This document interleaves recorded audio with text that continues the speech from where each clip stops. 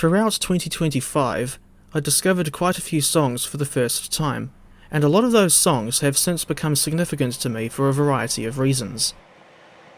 The discoveries were made before, during, and after the UK trip, and the songs in question include, but are not limited to, Pop Music by M, The Winner Takes It All by ABBA, You Got a Problem by Tony Basil, Message of Love by The Pretenders, Party Train by the Gap Band, The Sun Always Shines on TV by a-ha, You Belong to the City by Glenn Frey, Zombie by the Cranberries, Bulletproof by LaRue, and White and Grey by Fresh Cut Slim. 7 of those songs will have their own mini discussions in this video.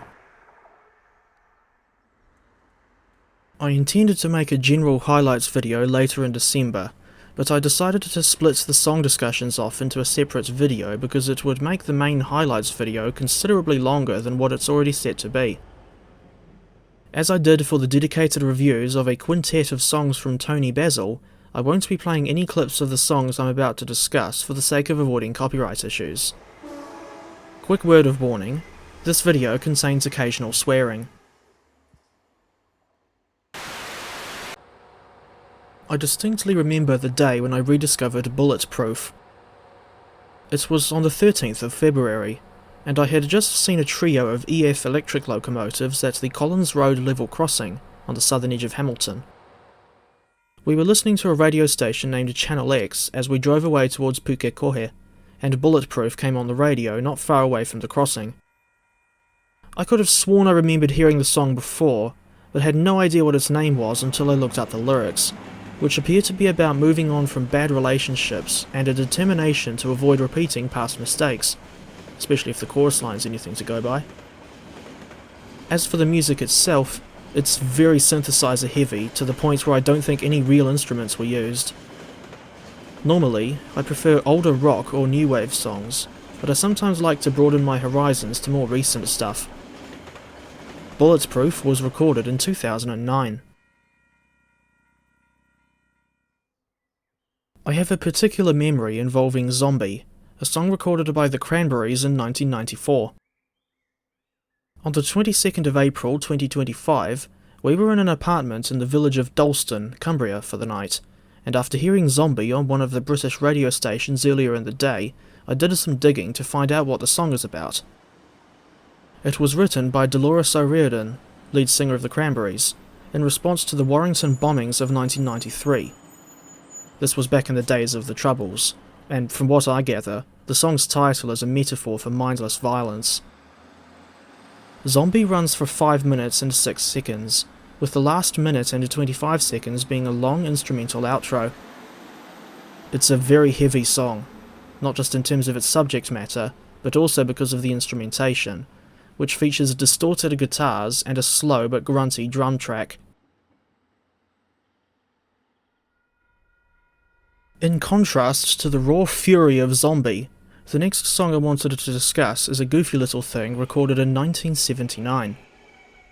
The song in question is Pop Music by M, and I discovered it solely through watching a YouTuber by the name of Todd in the Shadows, who covered it on his One Hit Wonderland show. As for its instrumentation, I think pop music sounds like a hybrid of disco and early 80s new wave, even though the latter genre didn't really exist yet in 1979.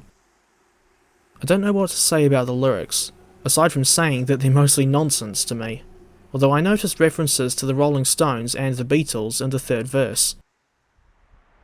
As is often the case with a song that I like, I went off to look for a longer mix, and found that one exists for pop music.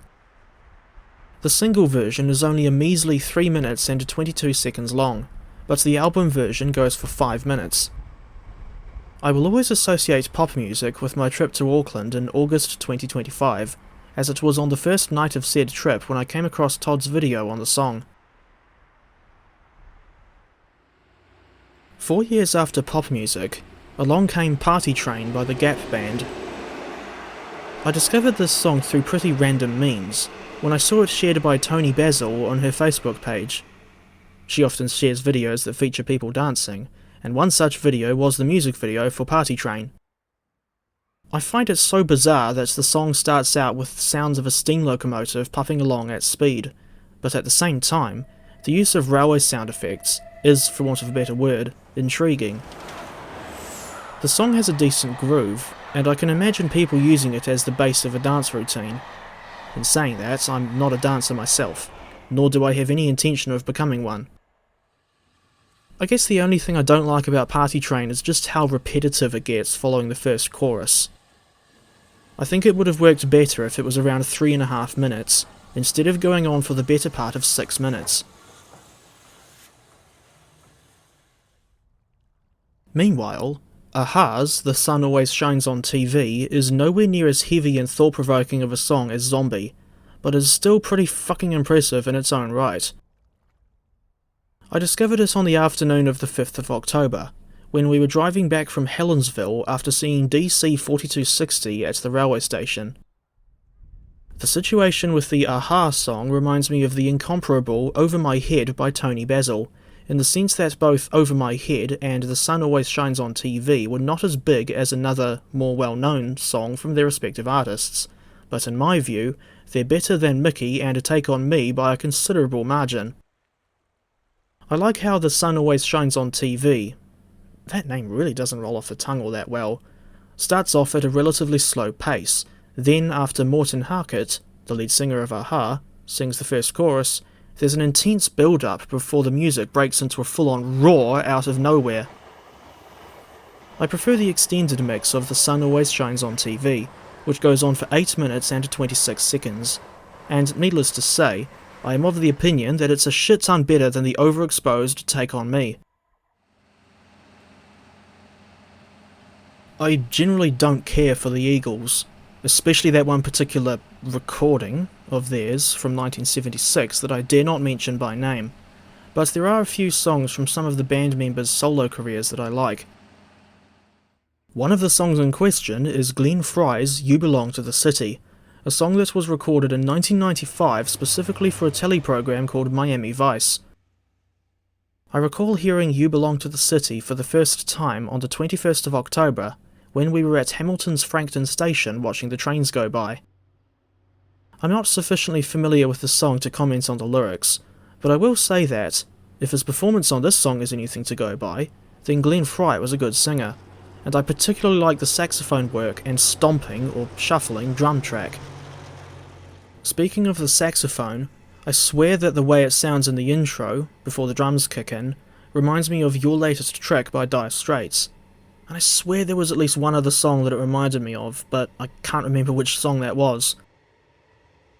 In any case, You Belong to the City is of a similar length to Party Train, 5 minutes and 51 seconds to be specific, but I think Glenn Frey's song works better in this longer format than Party Train does.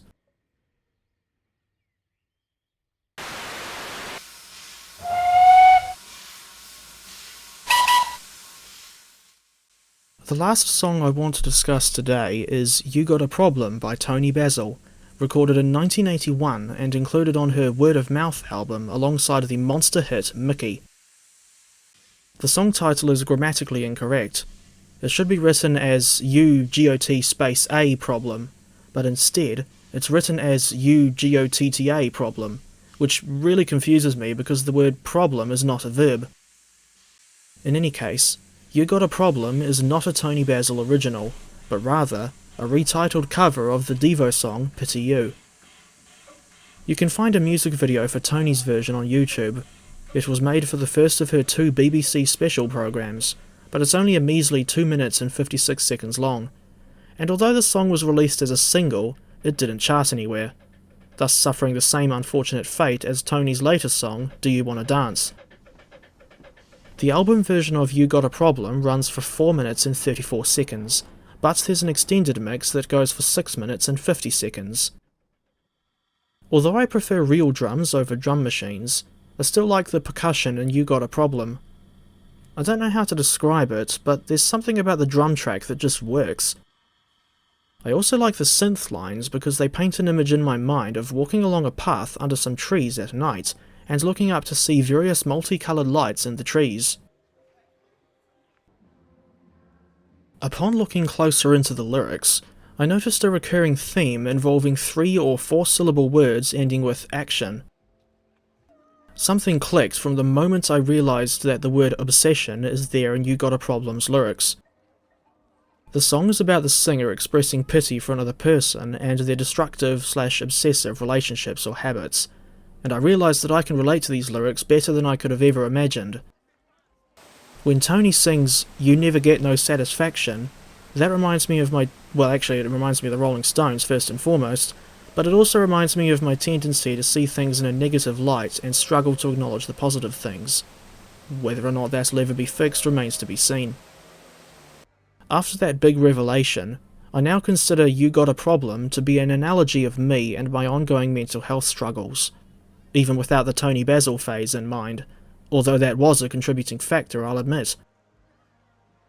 Instead of going any further down that depressing rabbit hole again, I'll move on to the conclusion of this video, but not before one last significant song discovery as an honourable mention. Are You Gonna Go My Way by Lenny Kravitz, or as I call him, 90s Hendrix. I only have 4 words to say about the song.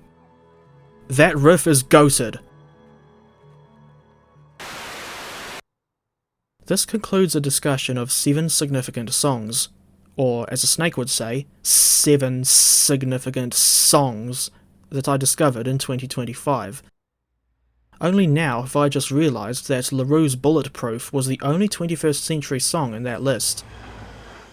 Although my favourite genre is still classic rock, and my favourite era for music is 1980 through to 1984, I don't mind broadening my horizons from time to time. I've included links to all 7 songs in the description if you'd like to listen to them for yourself. And until next time, thank you all for watching, and take care.